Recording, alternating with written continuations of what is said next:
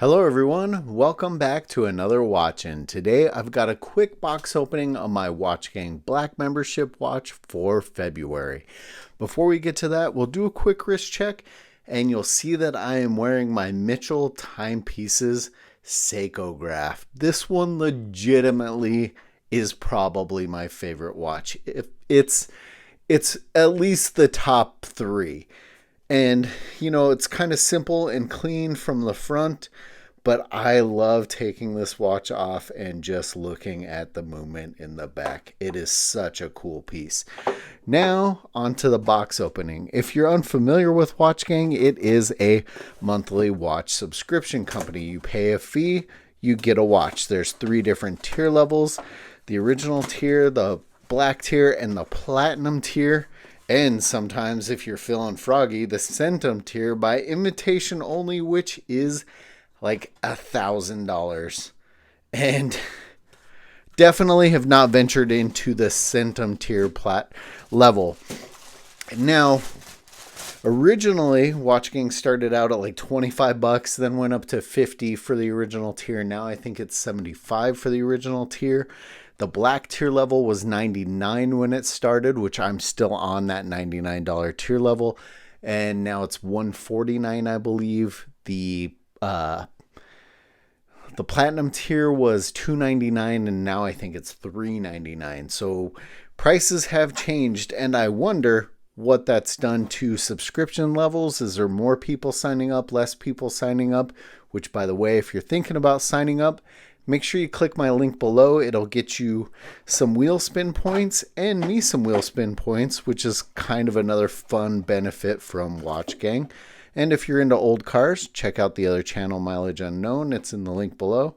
And I also have promo codes and discount codes for other watch companies below.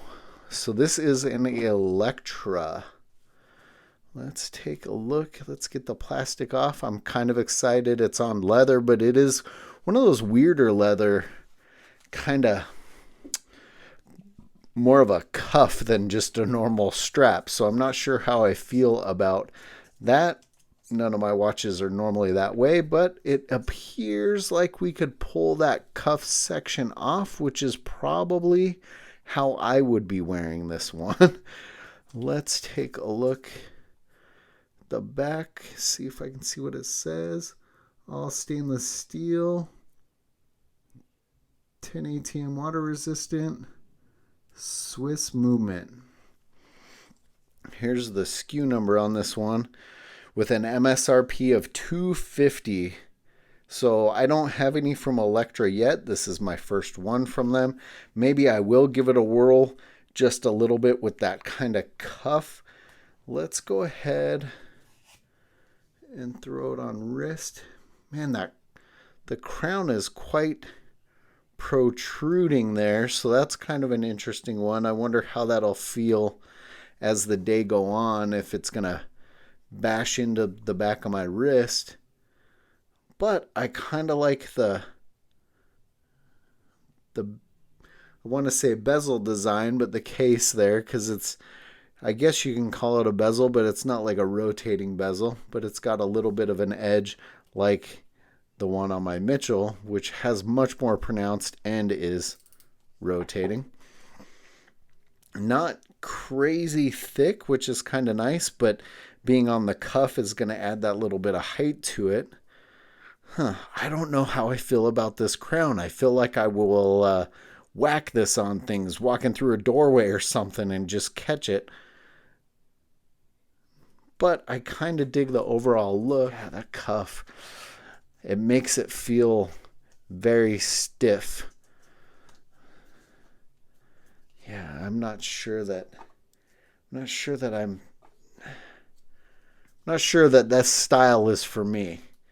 We'll put it at that, because it's stiff.